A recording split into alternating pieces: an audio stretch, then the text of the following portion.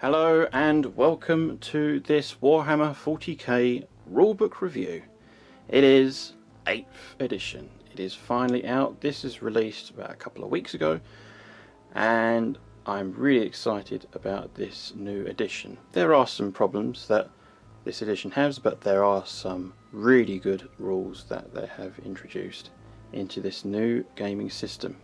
Now, in my opinion, this rulebook is the most controversial rulebook that Games Workshop have ever released. You either love it or you hate it. But I love this. I love this edition.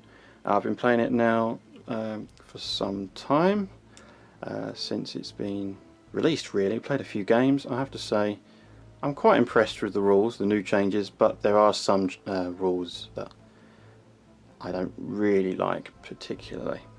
We'll go through them as we go through this review. So I've got this rulebook from a company known as Gaming Figures, Age of Strife. They sell products ranging from Games Workshop, historical wargaming, X-Wing miniatures and other tabletop games at a discounted rate. They do 15% discount from usual retail price. If your order comes over £100 you get an extra 5% discount on top, and for UK customers, if your order comes to £40 or more you get free postage as well. So they're really good. To me they are an excellent online retailer. They are very reliable, for which I personally recommend, as well as Striking Scorpion 82, which is my brother. The web link will be in the description below this video, and you can check out the website, which is www.gamingfigures.com. That's www.gamingfigures.com. So first impressions, the front cover. I really do like the front cover. I think it's superb because it kind of reminds me of the old classic days of playing 40k. I've been playing 40k now for around, I'd say, I think it's about 12 years now. Yeah, 12 years I've been playing 40k, and I started getting into 40k seriously in 4th edition, which was released back in 2004, but I started playing in 2005.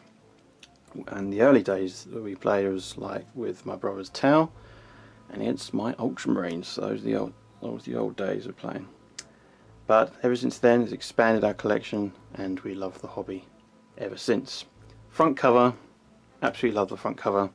Nice matte finish with the embossed font there with the classic Warhammer 40,000 logo. Very impressive. So, as they say, you can never tell a book by its cover.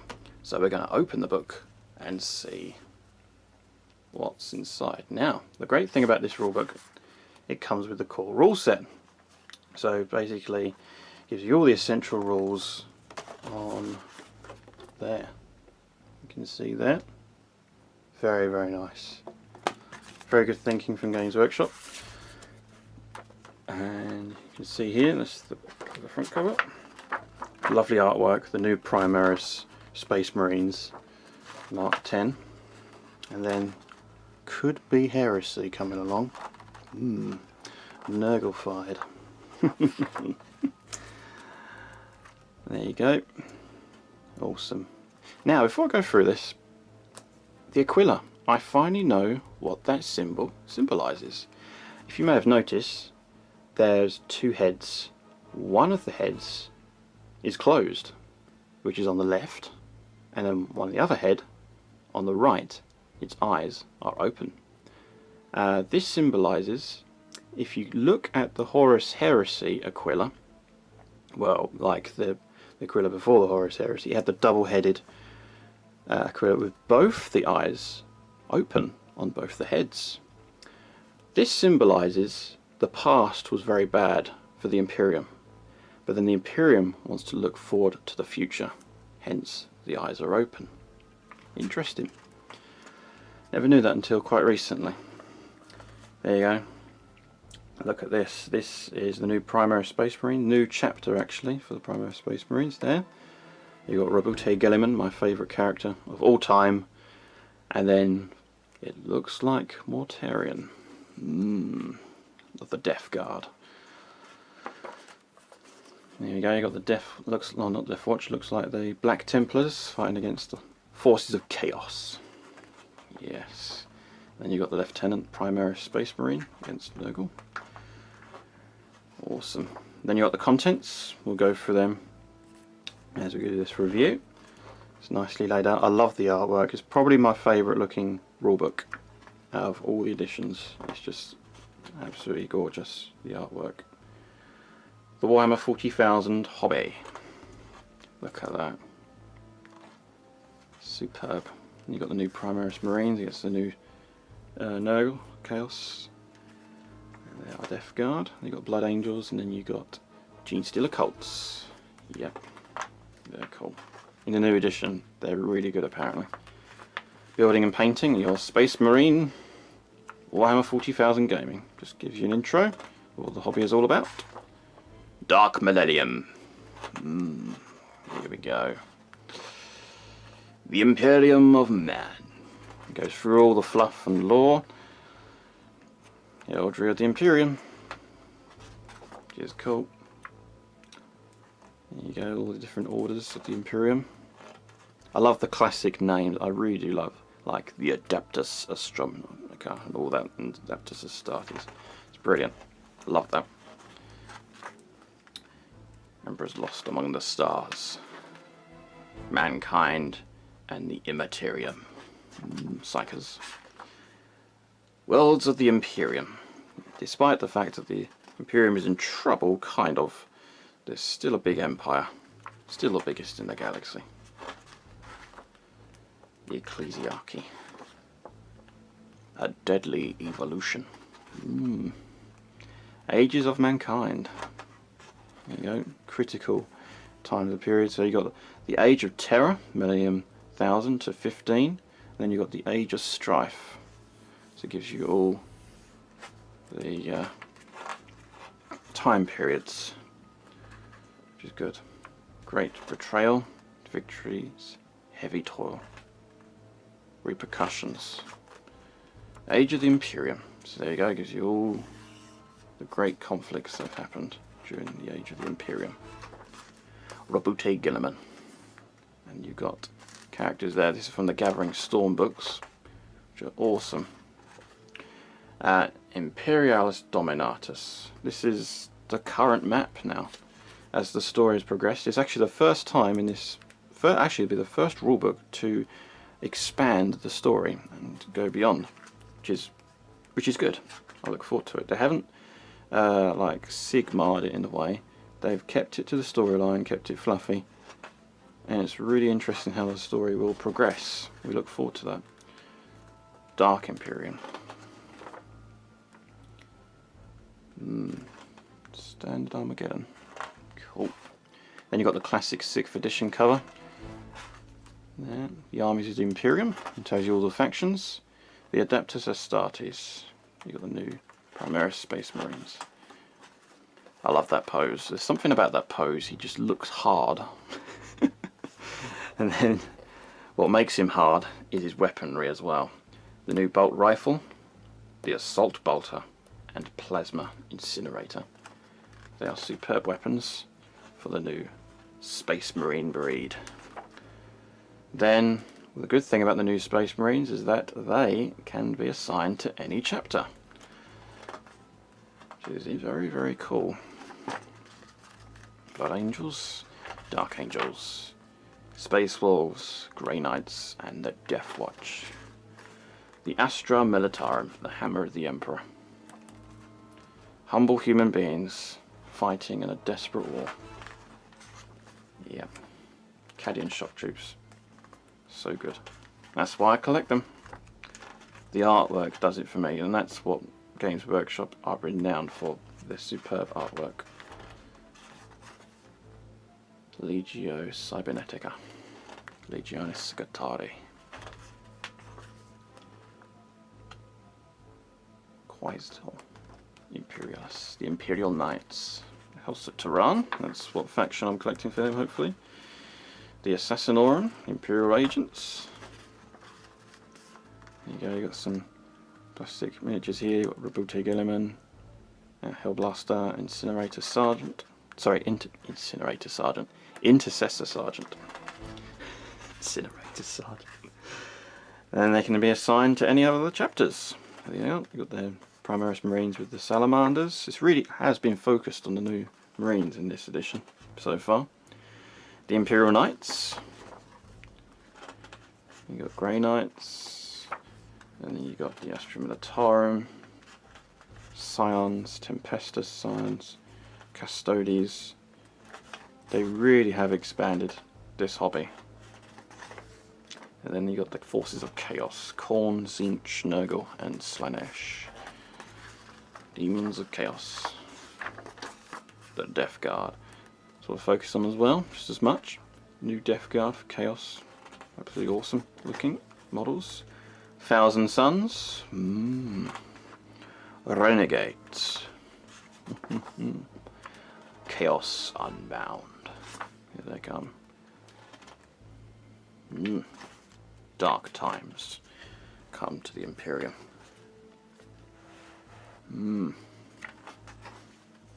Xenos Threat. The Eldari, which are the Eldar. Craft Worlds. Craft World Eldari. You've got the famous Craft Worlds there. Drukhari, the Dark Eldar. And then you got the Yanari and Harlequins. Necrons. Dynasties, different dynasties now, which is cool. Orcs, different clans. Something about the orcs, the greenskins.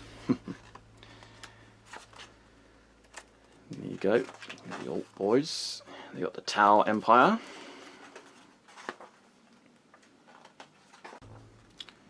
Tyranid High Fleets. The Abomination. Look at that. Genestealer Cults. They're new to this edition now, technically speaking. They weren't in the intro to 7th. And so are the Yanari as well. These figures here. Times are changing in the 41st millennium. It could well reach the 42nd millennium. As the story is progressing, you never know. There are the Xenos factions on display. Eternity of War. The realm of Ultramar. Ultramar invaded Macleod. And then you've got March of Plagues, Deadlocked. The Fall of Cadia. We don't like what happened to Cadia. Cadia was invaded by the forces of chaos, and especially when our honoured regimental commander and standard bearer, Colour Sergeant Kell, was fallen to the hands of Abaddon. Abaddon, if you hear me, you have been warned. We will have our revenge. Cadian shock troops. There he is. Great honour. He served the Imperium well. He will be remembered in the archives of the Emperor's Order. Warzone Strategus. See how the story has progressed, which is very interesting. There's planets missing. There's a lot of hoo-ha. There is only war, the famous phrase, and those are the Howling Griffins chapter being taking a bit of a fight against the Genestealer cults, it looks like. Playing the game, here we go. So, on to the main issue itself, the rules. So, you've got now core rules and advanced rules. Core rules are basically the essential rules for playing the game, and then you've got advanced rules which adapt from the core rules, which is good. So you've got all the books condensed into one rulebook. Open play. This is really for beginners. I've played a couple of open play games, and I have to say the missions in there are pretty cool. And so just a quick starter. Basically the difference now is that there is something called power levels. So you can have a power level game which determines how powerful your army is, and also you can balance it out like points. So there's still the point system, but that's for matched play. Open play is if you want to quickly get a rough game and a quick even game to play with each other without calculating points for weapons and this and that. Interesting. And then you've got narrative play. Narrative play, I've absolutely loved the new way they've done this. So they split it into 3, and narrative play is awesome. It's storyline gaming. You can play games by the lore of the Warhammer 40,000 universe. You can adapt the storyline, and there's no points restrictions, so you can build your formations up fluffy. Absolutely superb. Really, really good. So you've got matched play. This is for more competitive play, hence you still got the point system. There may be house rules for narrative play when I play the games, hopefully on the channel, when I upload some games. That's what I'm concentrating on, narrative play more. But for match play, there won't really be any house rules. This is rulebook as it is, because there are some rules which I disagree with strongly. But there are rules which I strongly agree with, which are positive changes. We'll go through them as we go through. So here we go, the new data sheets. So this is an example. One of the Nurgle commanders. So movement now is very different. Instead of a base move of 6 inches, everybody has got a unique movement rate. So for example, Space Marines, they move 6, Imperial Guard, they move 6, but for example Eldar, they move 8. I think it's 8, I know, beg your pardon, I think it's 7 inches, which is cool because it makes them more agile and more nimble and faster. But then you've got Nurgle, which are really slow, hence the movement 4. Then you've got weapon skill 2+, ballistic skill 2+, which is very, very different to the previous rulebooks. They've changed the system for one to hit and to wound. Then you've got the strength, toughness, which is the same. Then you've got wounds. Now wounds now have averaged higher for characters and unique units and vehicles, especially because there's no more armor facing now. They got rid of that. It's all on a wound pool, which is good. I'm for that. I like it when it's all universal, the same. But they need to do some changes, but we'll go through that later on. And they got leadership. Now leadership on average has actually gone down because of the new morale system. Everything's changed in the morale system. And then you got save 2+, which hasn't really changed as such. Then you've got all the special rules which are listed on the roster. So it saves flicking through universal special rules and all that, which is all included, which is very, very good. That's good thinking. And then also you've got the actual profile for the weapon. Melee has changed as well, and the strength characteristics are the same pretty much, and then AP -3, for example. This has changed completely, considerably. Instead of like a fixed AP value, say for instance you have a Space Marine which is a 3+ save, and you have a power sword that has has AP3, it means anything that has a 3+ save or higher, it ignores its armor. Whereas if you have a 2+ save, it's just a flat save, which is a bit unrealistic. But now it's a lot more realistic. So that weapons now, power swords, are really back. So Banshees, for example, will be really good in this edition, I reckon. And then you got damage, which is basically if you fail your save or your invuln save, you suffer mortal wounds, and that's what the damage represents. So for example, this weapon is pretty nasty, which does 3 damage. And then you've got different keywords. So for example, Chaos, Nurgle, Heretic, Astartes, Death Guard. So that clarifies what it is. And then keywords, infantry, character, etc. Very good. The new data sheet is awesome. I really do like that. The core rules. So here we go. So then it's basically telling you how the game mechanics work. So when you start a turn, it's movement phase, so you do your movement, and then that includes your run moves as well, which is now called advanced. Psychic phase, Psychic phase is still the same, but it's slightly different when it comes to casting powers, which is cool. Shooting phase is pretty much the same in that order. Charge phase, yeah, declare charges. Fight phase, and then morale phase. So morale, you only do one morale test now. So the movement phase. So basically, the rule book is very condensed. It's all chopped and simplified, in a good way mostly, but some ways it's bad. But we'll go through that as we go along. Start your movement phase by picking one of your units and moving each unit. Blah, blah, blah, blah. So it tells you how to move, moving. So as we went through, each unit has a certain characteristic. So for example, if a marine has a movement rate of 6 inches, it moves. Okay. So it's telling you here that there is a minimum and maximum move. This mostly applies to flyers. Flyers, I think, have a minimum move of 20, and then it has its other move as well, even when damaged as well. So it's always going to be 20, regardless of its rate of damage. So it tells you down there, minimum move.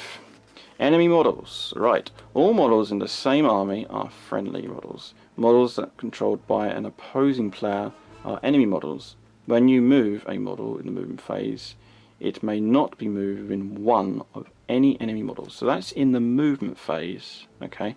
It doesn't say anything about the charge phase, because it represents them in close combat. Some people play it differently.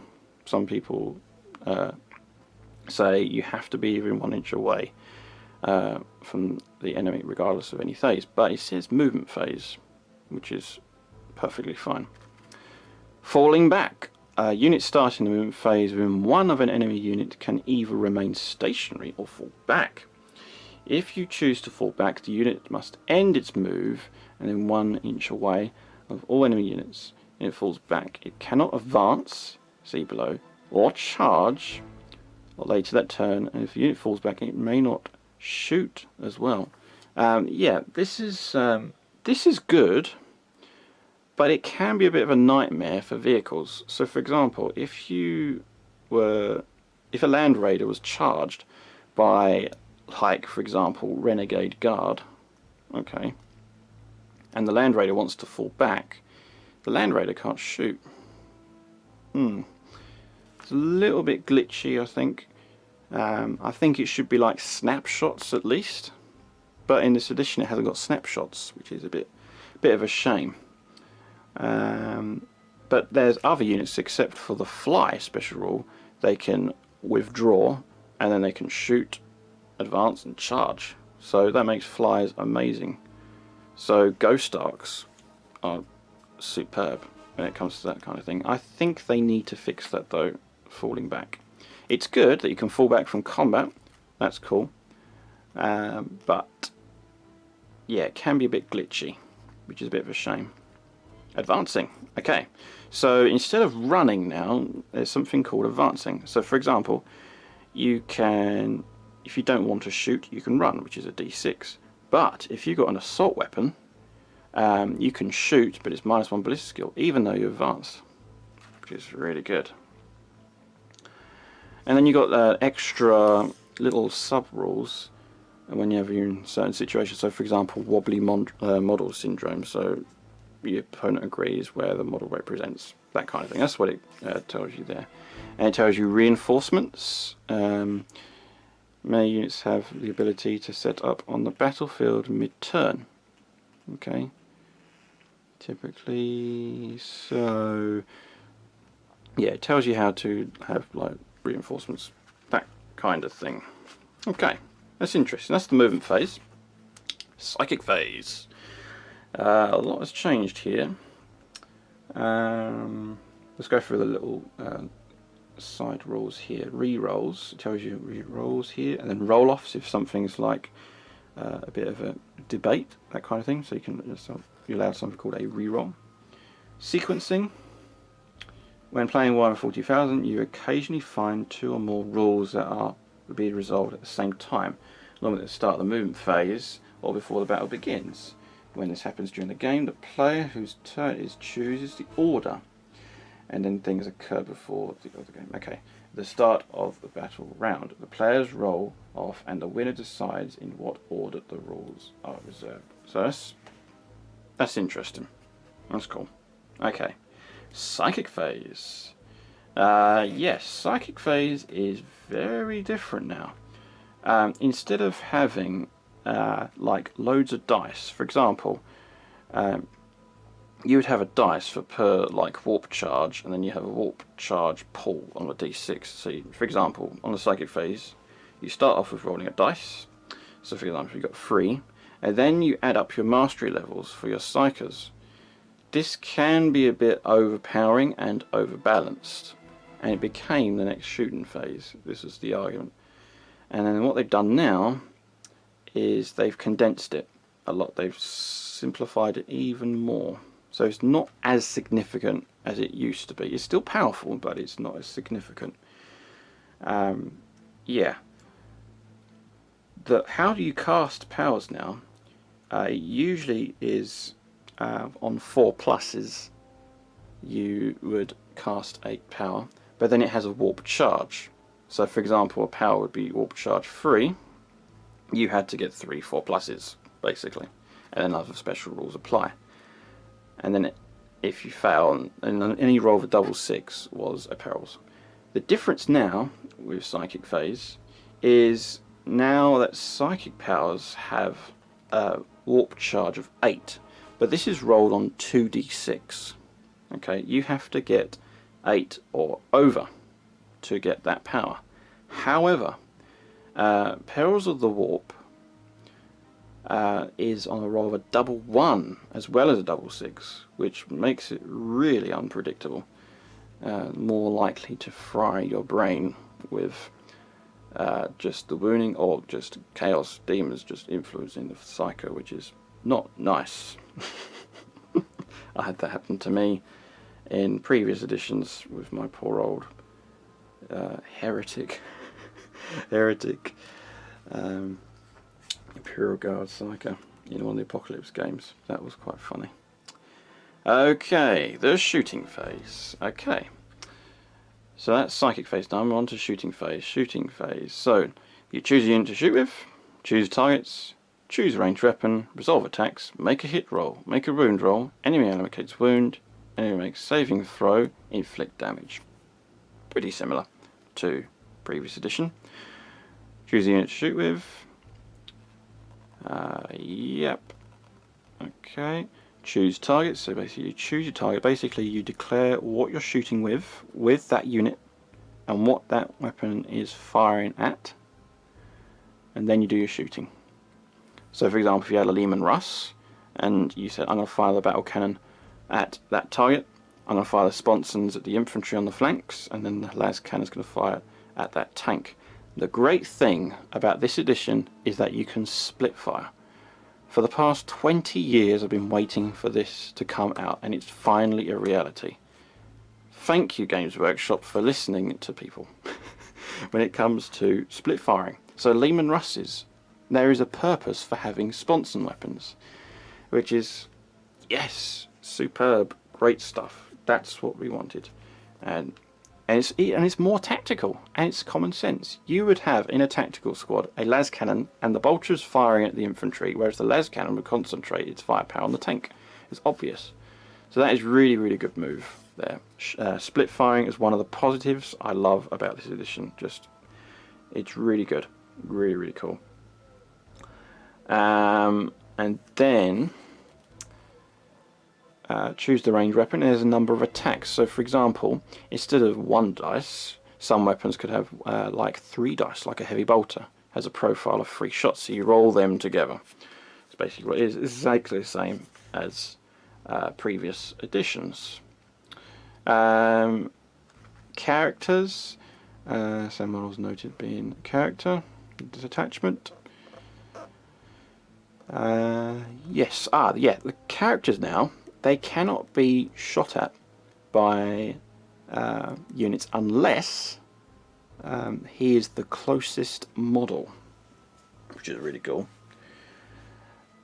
and another unit as well, which can take out characters regardless of whether it's closest or not, are snipers.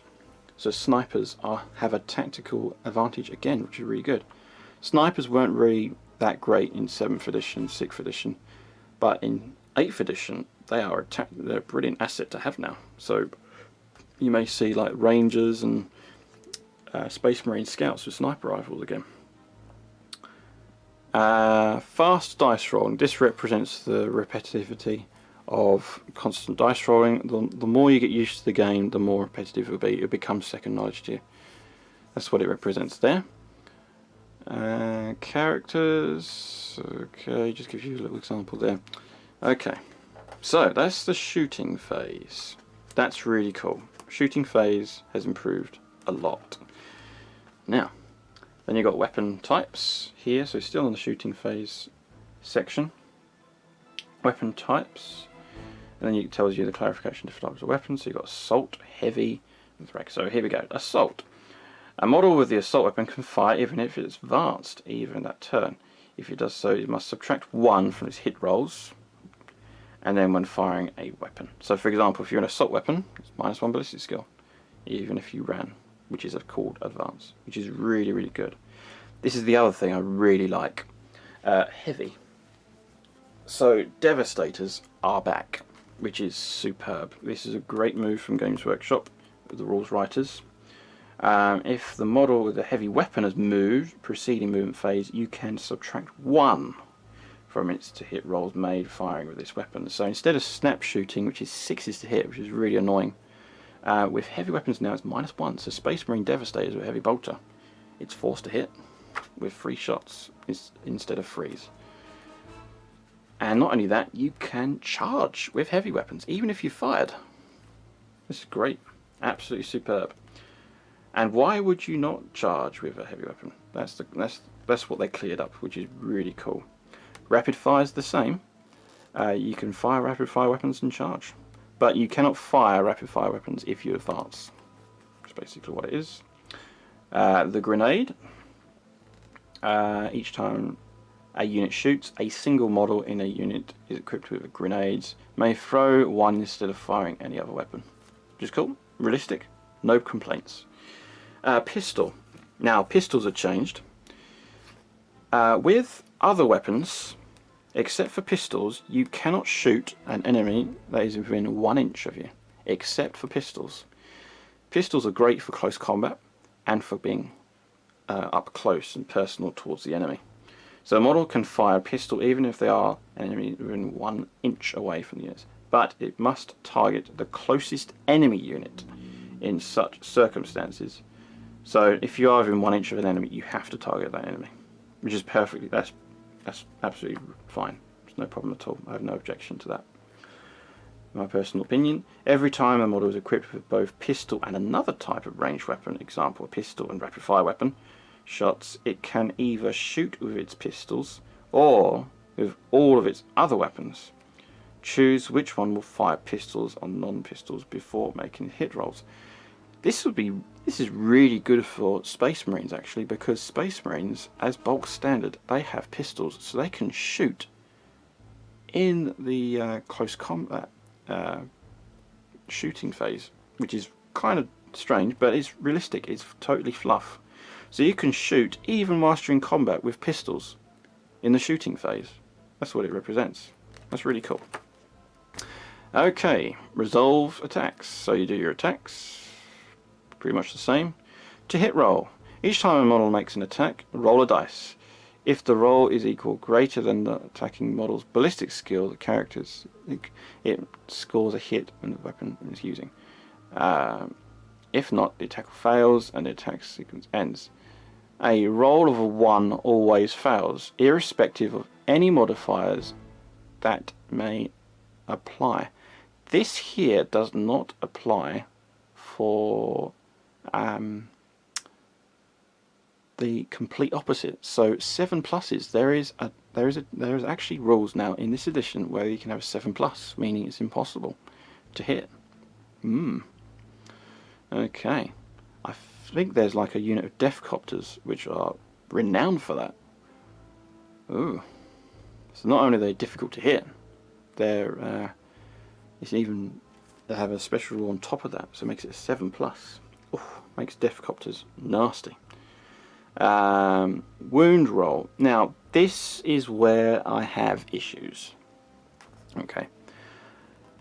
One of the disclaimers I'm not a big fan of.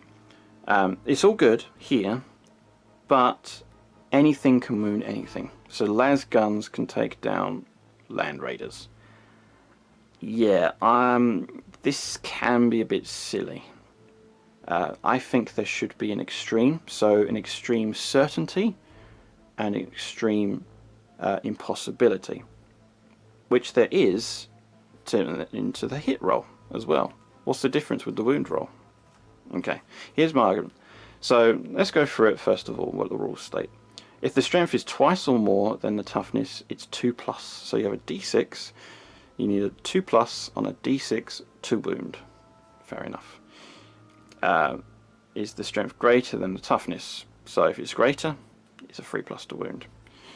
Is equal, 4+. The strength is lower than the toughness, is 5+. And then if the strength is half or less than the toughness, it is 6+.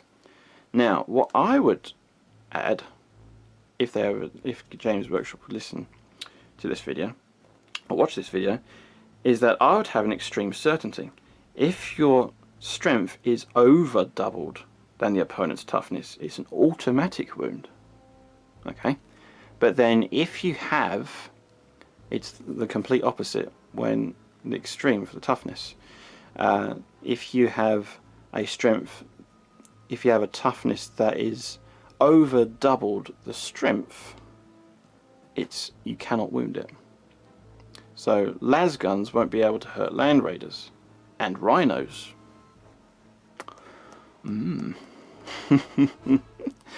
Maybe we'll introduce that in narrative play gaming, but that's just my opinion. I think that'll be a lot better and it'll be a lot less cheese. Allocate the wound. And another thing as well, I have an issue with when hitting flyers, it is -1 to hit only instead of snap shooting, which is a big shame in my opinion. It should be 6s to hit, like in 7th edition. But in the current rules, for example, there's 2 major glitches that I have. The number one glitch are flamers. It says in the profile, flamers automatically hit the target. Okay. Now in 7th edition, this was the complete opposite. Flamer templates or template weapons, blast weapons, could not hit flyers in flying mode. Now it's complete opposite. You are 100% certain of hitting a flyer. I've never seen in historical games a flyer being hit by a flamer. Yeah, a bit of a glitch there. The individual that wields a flamer firing at a flyer is more susceptible to being hit by his own weapon than the flyer. Here are my arguments. The Promethean doesn't even travel as fast as the flyer. Okay. And secondly, you're more of a hazard to yourself and other friendly units, or enemy units, on the ground, because what do you notice about the flamer projectile? It droops down at maximum elevation. Yeah, it can be very silly, the rules for flamers. So I think the rules they should do is that they should have a mini profile saying flamers cannot target a unit that is in flying mode. It would solve all problems with that issue. Also, another weapon as well is grenades. Yes, I've never seen a grenade being thrown at a supersonic flyer. It's only a -1 to hit. It's difficult to hit. Again, it's very silly. I think they should change it. I think it should be like the flamer. It should be grenades cannot target flyers that are in flying mode, or units that are in flying mode, it'll clear up that issue so much. Yes. What have we got here? Now, you allocate the wounds, blah, blah, so that means that they have to take the wounds. That model has to take the wounds. Okay. Models of saving throw. Now, saving throws are much, much better. This is so much better than previous editions. I think they copied this from 2nd edition. 2nd edition was really good with this, but then they copied it from 2nd. It's basically minusing your armor save. So, for example, a las cannon against an armor value of 2+, all of a sudden become the opponent's saving throws of 5+. Yeah, pretty cool. Which is far more realistic. It represents the penetrating power of the actual weapon. That's a great change. And then you've got invulnerable saves, which are still in.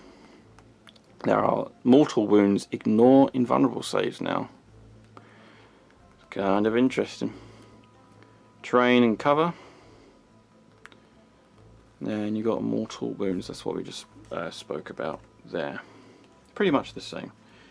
Bit different, just the wording. There. Okay, now. Charge sequence. Choose a unit to charge with.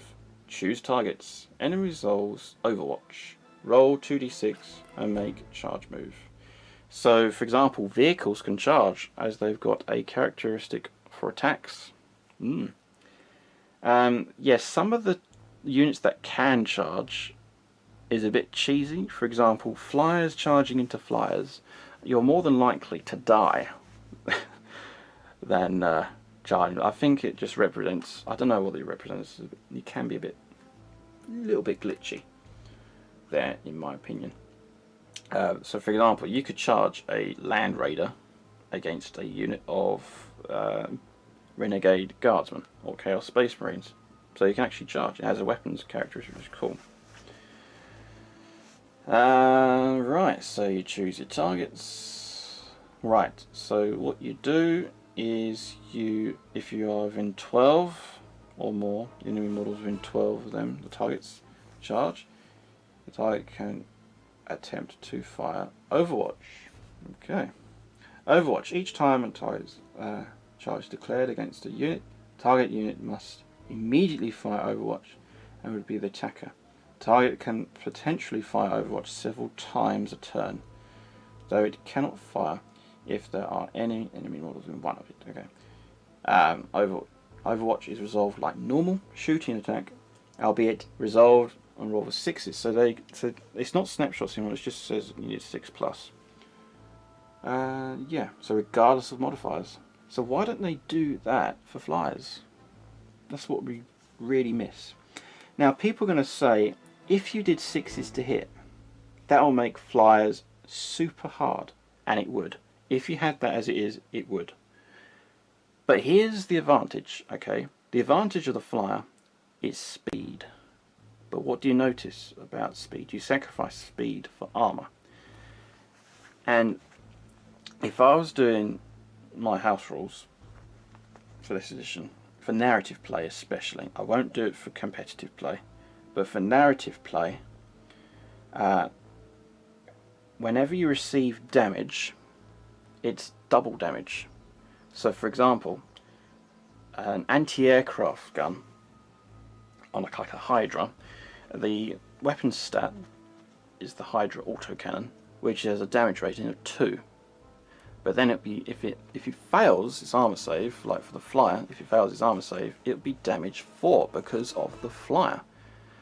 That there would be so much more realistic, in my opinion. Flyers took a ton of damage, especially in World War II. I mean, it's renowned for history for the tanks can get away with it more because it's solid metal, but you can see the damage more in a flyer. Whenever you look at pictures of flyers, the flak especially is horrendous, absolutely horrendous, and you're more than likely to die on a plane in World War II, for example, than in a tank. There's something different about it. This is one of the mistakes that Games Workshop have done in this edition. A flyer is not a tank, it's a flyer, and the strength of the flyer is its agility and speed, but its weakness is its armor. So basically how you solve that is very simple. You just keep the toughness as it is, the armor save as it is, perfectly fine, but it's double damage. Simple as that. And if we go back here, also another thing. This is a bit of a rant about some of the changes I don't like in this edition. Despite the fact there's loads of positives, vehicles don't have an armor facing anymore, which is a big shame. I think this should be optional, in my opinion, so you can have it or not. Like like the advanced rules, it should be in the advanced rules section. How that works is you keep the armor facing, but then if you hit on the front, no modifiers. Okay. If you hit on the side, it's not -1 toughness. Keep the toughness as it is, but it's -1 armor save. So, for example, a Lehman Russ has a 3+ save from the front. On its side, it's a 4+. Okay. And then on the rear, it could be a -2 armor save, or -3 potentially. I think that would be really realistic. Okay. Another thing as well is they've got rid of arcs for weapons. So you could fire, for example, a Storm Raven 360-degree arc, regardless of weapons arcs. They got rid of weapons arcs, which is a big shame. And the big boo-boo with this are Vindicators and hull-mounted weapons. A Vindicator does not have a 360-degree turning surface with its hull-mounted weapon. It's hull-mounted. It's forward-facing. So that's one of the, again, that's going to be another house rule we probably have to introduce on this channel. Yeah, and also ignores line of sight, so you can fire a Vindicator out of its rear end, which is a bit silly, without even pivoting, because pivoting now counts as moving, which is fine. But the way I'd play it is I'd have a 45-degree arc or 90-degree arc with the weapon facing forward, and you fire from the weapon. It's much, much better. I think personally that should be optional. So if the opponents agree, yep, we'll have that as introduction. And also, I think vehicles, they can be a bit too hard. I think what they should have is a critical hit table. So for example, you roll to hit like normal, okay? But then if you roll a 6, okay, except if you're snap shooting or if you need a 6+ to hit, you can score a critical hit. Now, you keep that dice aside, and then if the opponent fails his armor save with a critical hit, it's double damage. You see? Which is pretty... It is so much more realistic, I think, in my opinion. So you got a hit, which is, okay, you hit the target, then you got a critical, which represents a really, really good aligned hit. I think they should have that for every unit, as well as snipers. So yeah, that's one of the some of the changes I disagree with fundamentally in this rulebook. I think what I say is it should be optional, but not get rid of it, just optional, so it has an extra supplement in the back. That's just my opinion. So there we go, a little bit of distraction there. Sorry about that. It's just a little rant there on the things I don't like, but there's so many things I do like in this edition. Charges and Overwatch. So for example, now the initiative step has gone, which is cool. So Thunderhammers get to strike first if they charged. But what represents that is the -1 to hit roll, which represents it being unwieldy, which is superb. It's a very good change. Make the charge move, so you basically you roll 2d6 after you've done your Overwatch, and then yeah, it's pretty much the same, except you get an extra inch on top, which is cool. I'm sorry to say this, I've got another slight glitch that I'm kind of against. It is blast templates. Why did Games Workshop get rid of blast templates? I don't understand why. There's going to be so many glitches, I think, with that. Yeah, another contention that I have to say about this edition is it's a shame they got rid of blast templates. Now, with blast templates, for example, we're going to show you this Scout Sentinel, is that in the old edition, you have a blast template, it hits the target. Okay, you can say for instance you get a direct hit, then you roll to damage, which is perfectly fine. But in the new edition, templates are gone. They're gone. So now it's just basically a stats of d6 shots, for example. And then you roll up to see how many shots you get. So for example, let's say we're going to fire a Chaos Defiler, which is armed with a battle cannon against a Scout Sentinel. He rolls a 4. And then he rolls to his ballistic skill. Then he rolls to hit. Then he rolls to wound against his toughness. And then the opponent makes his saves and does that damage. But it only hits that model or that unit. So if these were independent, only that would get hit. The change that I would do to solve that problem is do this. You place the template on there, okay. If any one unit, any particular model of that unit is hit underneath that template, that unit as well takes the hits. I think it'll be so much more realistic. And also what's interesting is that bolt action I've heard they've introduced blast templates, so they've done the complete opposite that Games Workshop have done.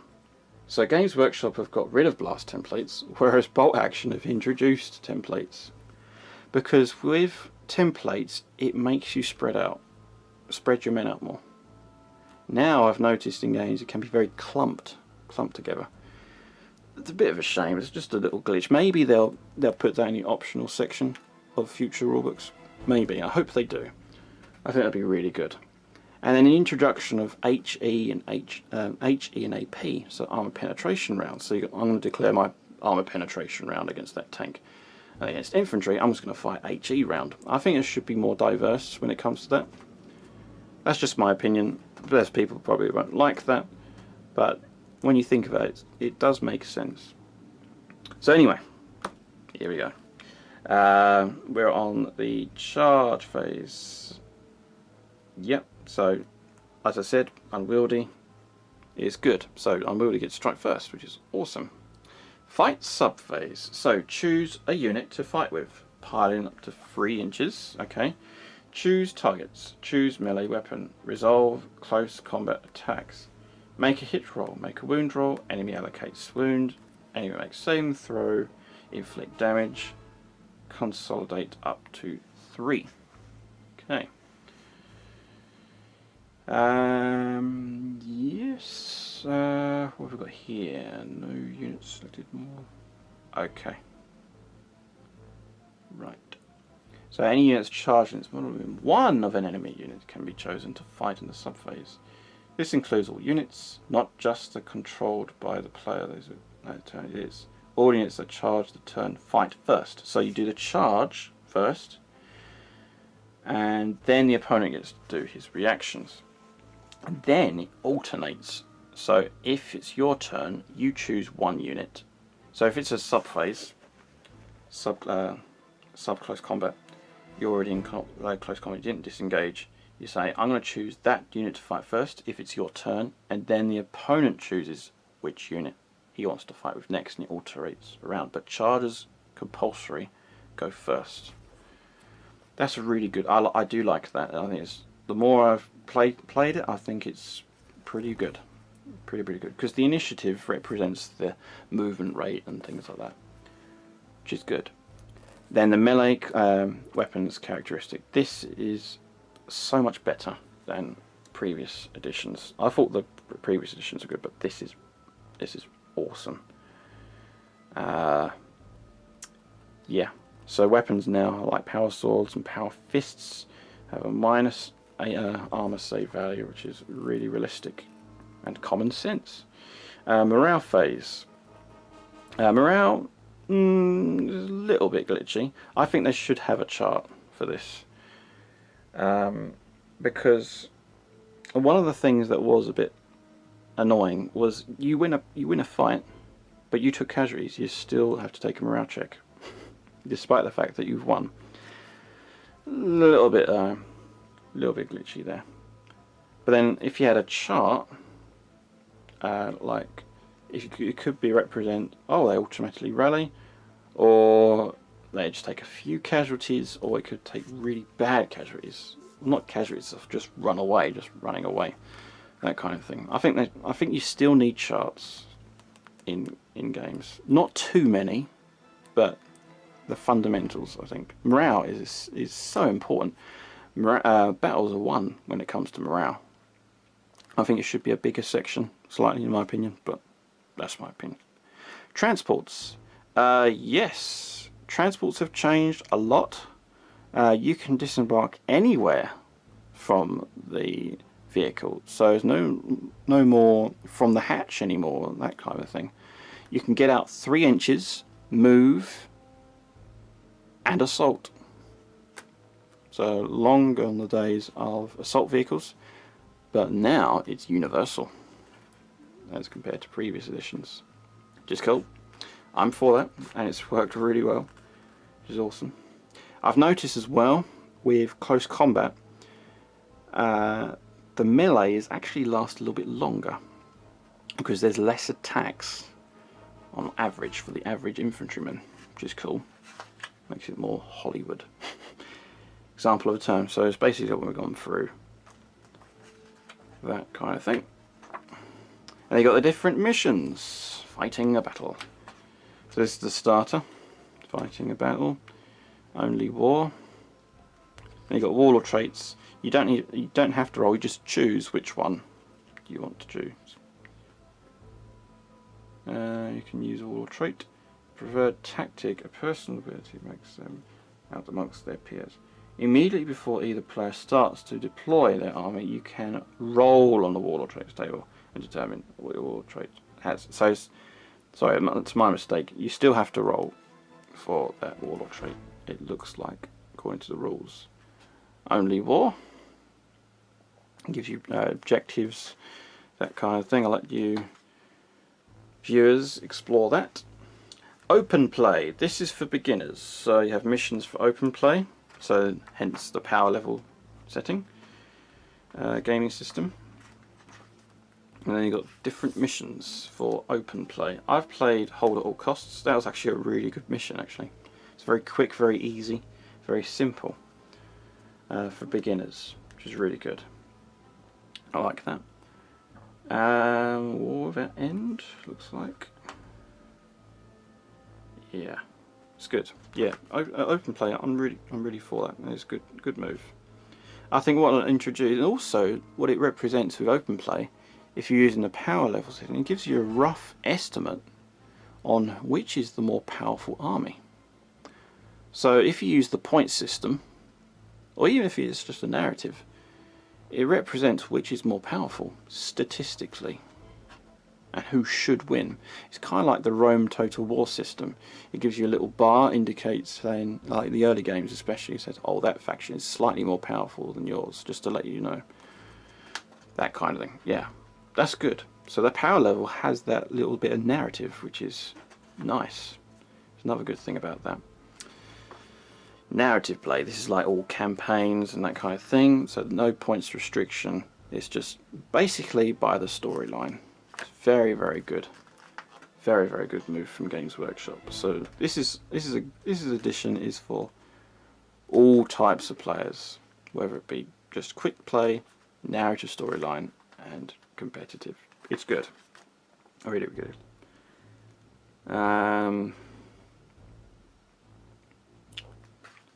Cool. This is about different rules, planetary bombardment, that kind of thing. Power rating. Oh, right, okay. That kind of thing. That's the different mission rules. Meat grinder. So, nice fluffy mission there. Now, in this edition, they've introduced stratagems. Stratagems, I think they're really good. I mean, it's a really good move. It represents the commander's influence and orders, influencing their own men. That is absolutely superb. I do like that, for example, I think if you look at the formations, especially one of the good changes as well in this edition is the formations, how they simplified that, which is superb. So for example, if you had a battalion detachment, you would have 3 command points, so 3 dice. Now you can spend a command point, or command points, hence however how much they cost, on per phase. So you use 1 stratagem per phase. So this gives you stratagems here, which is cool. Very, very cool. We'll go through that a little bit more on the matched play stratagems. Command rate. Chronicle and ambush. So you've got an ambush mission. The great, and again, there's actually a lot of positive. I know there's a few glitches in the rulebook, but I have to say the scenarios that you can play now are so diverse. They've expanded on it. It's funny how that they've simplified the rules, but yet expanded the types of terrain missions you can do. You can play with, which is pretty good. So you've got an ambush mission, you've got stratagems for that as well, specific stratagems, which is brilliant. Patrol, that kind of thing, it's awesome. That's totally lore based. Superb. Then you've got command stratagems as well for that. Blitz, like blitz means lightning. And you hear the term Blitzkrieg, which is lightning war, which is German for light. Stratagems, heavy bombardment, that kind of thing. This is really good, really good. Sabotage. There you go. Just disrupt at all costs, and rescue mission. You can do missions for rescue. So if you have a character, for example, who's been captured, you can do a rescue mission. Really, really cool. And you got the Games Workshop Citadel miniatures themselves. You've got Ultramarines, Town, Imperial Guard, Astra Militarum. Historical battles. You can actually do historical battles in this edition, according to the lore. It's absolutely superb. Matched play. This is for competitive play, so hence the point system. So if you want to be competitive and go into tournaments, that kind of thing, this is the gaming system for you. Match play. So there you go. Choose armies. So each unit has a point system. Now what's interesting here is that the battlefield size has increased. The points has got a lot more expensive on average. So the average game point system, instead of 1500 like in previous editions, it is now 2000 points. But then they've introduced another bracket. So for 3000 points, you need an 8x4 table. Pretty interesting.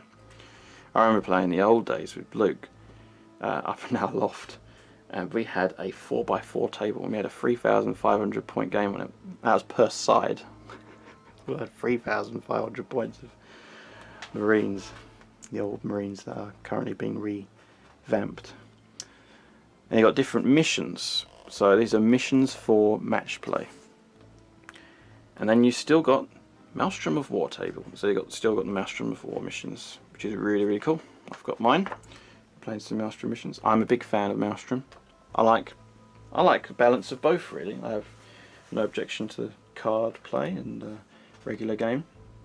And over here, in this page, we've got loads of types of map deployments.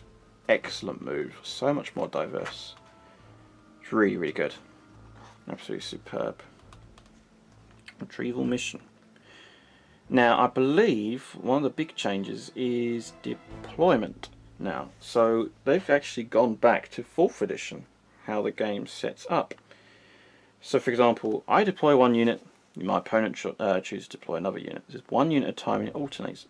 So then I think how it works is that the unit that is deployed, or the opponent is deployed last, the opponent gets the initiative, unless the opponent that deploys last seizes the initiative. I think that's how it works, and that's okay. I'm for that. That's no problem. I have to get used to that. Yeah, it's good. I like that. And then you got retrieval mission. No mercy. Eternal War. These are Eternal War missions. Bulk standard missions. The Scouring. Big guns never tire. Secure and control. The Relic. And the Games Workshop released new Relic models, which is very good. Very, very good move. Good idea. And then it looks like you've got tactical objectives. So these are what it represents over here. It gives you all the cards and their stats. It's basically the same as 7th edition when it comes to that. Cleanse and capture. Tactical escalation. Spoils of war. Cloak and shadows. Deadlock. Advanced rules. Now, this is great because you can now adapt even more to the game with advanced rules. So, Cities of Death, Apocalypse, Death from the Skies, supplements, planet strike, that kind of thing. I wish they did planetary empires. I wish they redid that. Maybe it's because it doesn't sell that much, but I wish they had a little supplement for that. There may be a request that Games Workshop will hopefully hear. Advanced rules, Planet Strike, Stronghold Assault, Death from the Skies, and much, much more, as it says. Expansions. Very, very good. Battle-Forged Armies. Now, this is one of the great changes of Games Workshop in this edition. They simplified the force organisation chart. Yeah, it is so much better. I did like formations, I did, but there were some formations that were really complicated to use, and furthermore it did clog up 7th edition rule set.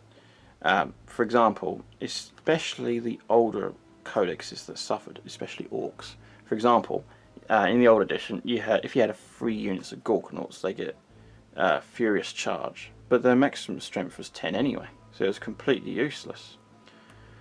In that way they suffered, and then when the newer codexes come out, it made them hyper powerful, too powerful and OP, a bit over the top. So now they rebalanced it in this edition. They've made old units good again, and they made new units just as good. That's a great way to do it.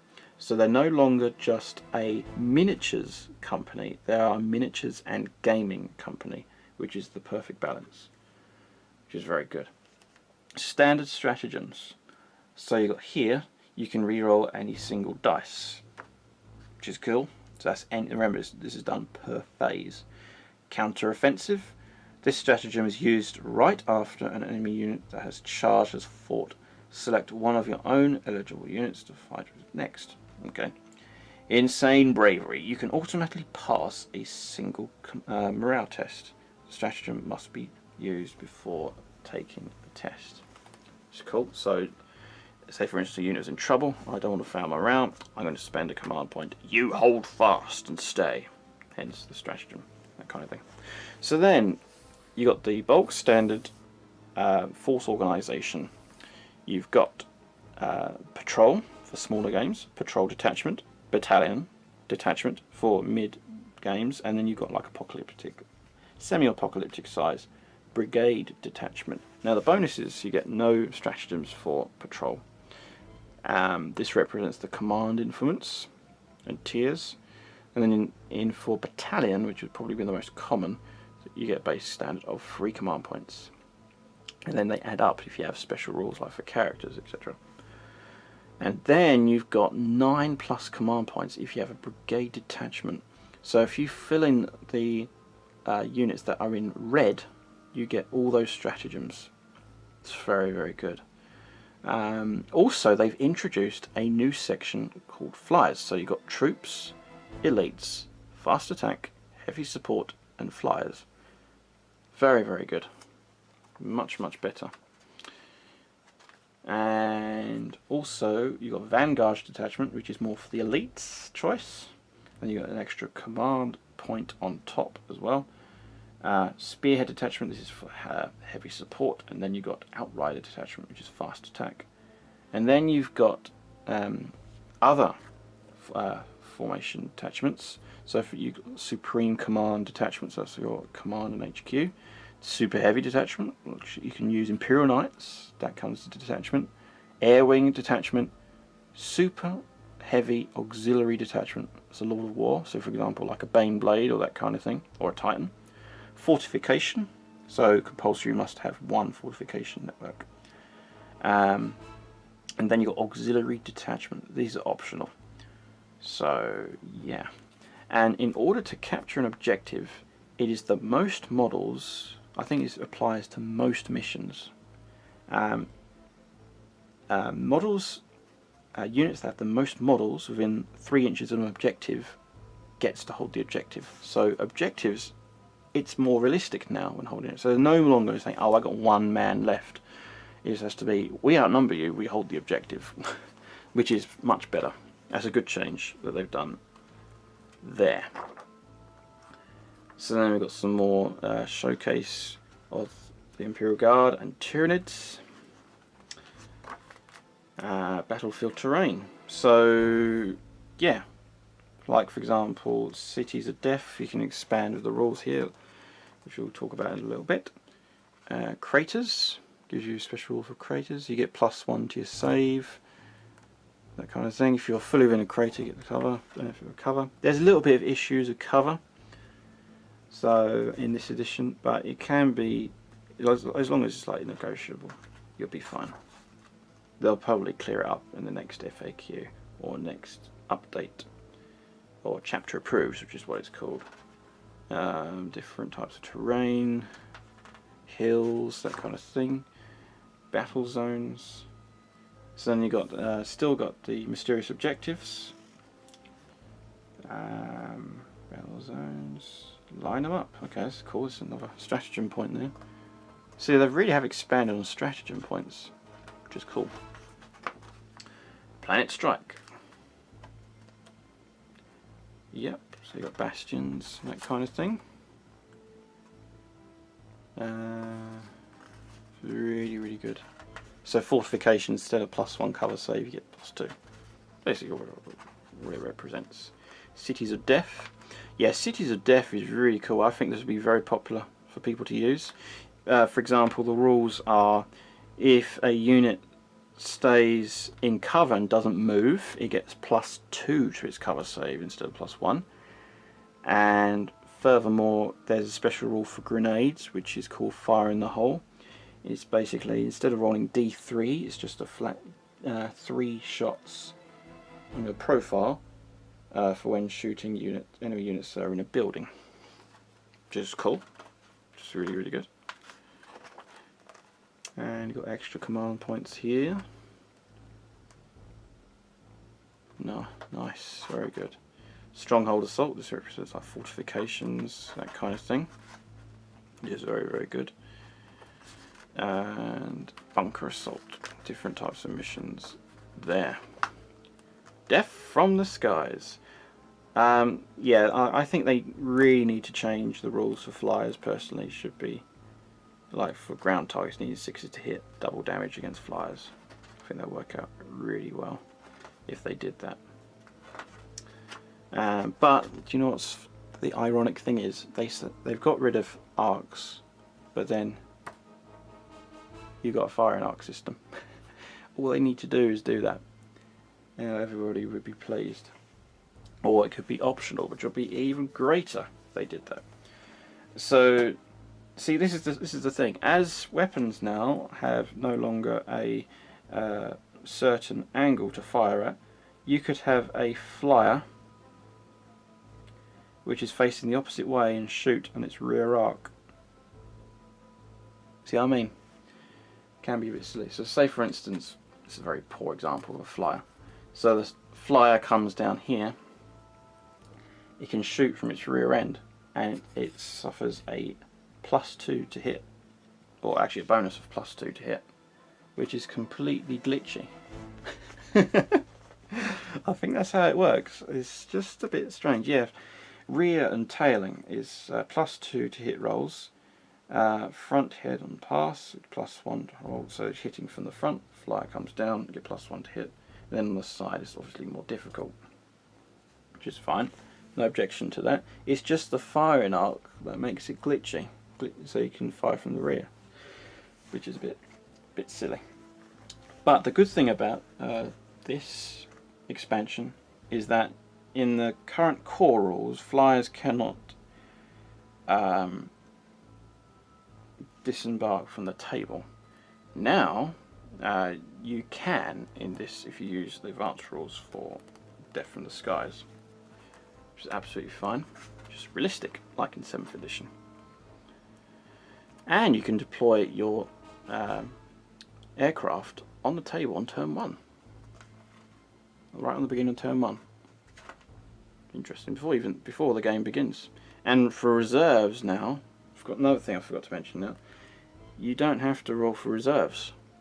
You just turn up. But I'm not. If you forget on turn 3, your unit counts as destroyed. Yeah, another thing that's interesting is with the Death from the Sky supplement. If your flyer comes off the table, I think it's on a roll of, on a roll of 3+, flyer arrives set up on the board as follows. Okay. You cannot turn again. Flyers are always assumed to be moved maximum distance. Yeah, fine. So technically you're rolling for reserve for your flyer to come back on. Interesting. And you got multiplayer battles. So for example, if you have 4 factions that hate each other, you can have like a little bit of a barroom brawl kind of thing, kind of battle. So we did try that ages ago. It was very chaotic. It was a bit of a laugh. It was a bit chaotic though. Campaigns. So you can set up campaigns. So you have to set up a campaign how it's laid out. That's very good. Nicely laid out there. What I have to say about this edition that is very, very good is how it's all laid out. The wording was very confusing in previous editions. Now it is very, very bold and clearer. Okay, it's not perfect, but it's a lot more clearer for rules clarification and setup clarification. Very, very good. It's probably this here is probably one of my favourite illustrations of the new edition. I just love that cinematics. I mean, throw the Chaos Space Marine off the cliff. No! Avenge me! My fallen brothers. That is cool. Cool picture. The Imperial Fists as well.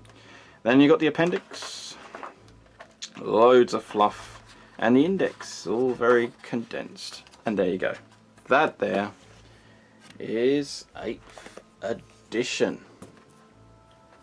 Cool. Big changes. What do I think of this rulebook? For looks, it is gorgeous. It is my favourite looking rulebook because it's new. I'm really excited about this new edition. The more I've played it, I was a bit sceptical to begin with. The moment they mentioned about vehicles having wounds and a bit of a meat grinder battle when it comes to that kind of thing, and also getting rid of firing arcs and front, side and rear arcs, that was a bit of a shame. And getting rid of blast templates, for getting rid of what else? Yeah, they made it a lot easier for flyers to get hit and all that. I think it's a little bit glitchy and a bit silly, but there's more positives in this edition than there are negatives. The things that I've mentioned that are negatives, they can easily fix, as I said. I hope they do that. I really do hope they do that. I think it should be, because some people will disagree. I understand. It's just my opinion. I don't speak for everybody. I speak for myself. But I think what will make it more pleasing is if what I've said will be optional. So, do you want to have front, side, and rear arc facings? Yes. And some people say no. That would make the game a lot more flexible, like they've done with you got the core rules and you got the advanced rules. I think they should do that with major issues like front, side, and rear arc. So, for example, I wouldn't introduce those rules, like I said, the changes in matched play. Match play, the rulebook is as it says. For narrative play, you can get away with bending the rules, so to speak, kind of thing, but not too much that it destroys the principle of the game itself. Yeah, for this edition, I'm really looking forward to future battle reports with my brother Luke, Striking Scorpion 82. I've played a few games with Luke, and it's been very good fun. There were some little glitches I was a little bit disappointed with in the previous but you have to get used to it. You have to forget about 7th and just, this is a new gaming system. It's a brand new computer and they've upgraded it, but they still have some problems, but it hopefully be fixed. I reckon even 9th edition, I reckon it'll be really, really good edition. But this edition is very good. Glitches, yes, but they can be fixed. That there is no problem. So there you go, that is my take on Warhammer 40k 8th edition rulebook. So there you go. Thank you very much for watching this video. Remember, if you like this video and want to see more content, you don't want to miss what's next. Hopefully you hit that like and subscribe button. You can follow me on my social media pages. I've got them on Instagram, Twitter, Facebook, Google+, YouTube of course, and I think that's all the social media mixes. Yeah, I think that's all of them. Do follow me, support me and subscribe. Leave a comment below if you like the rule changes I propose, for narrative play especially. Even if you disagree or give your opinion on the comments, that's no problem at all. I'm open-minded. This rulebook has a lot of constructive criticism for, and the way to improve that is if you talk about it, especially if you talk about these issues on especially to the Games Workshop community. I think it'd be really good. Speak to them on their Facebook page or via email. Don't be nasty about it. There's obviously going to be those that are really disappointed with this rulebook. I'm not really disappointed as such. I was disappointed with some of the glitches, but not all of it. I think overall it's a great improvement to its predecessor. So there you go. Thank you very much for watching. Have a great day. Happy wargaming. I hope to see you in the next episode.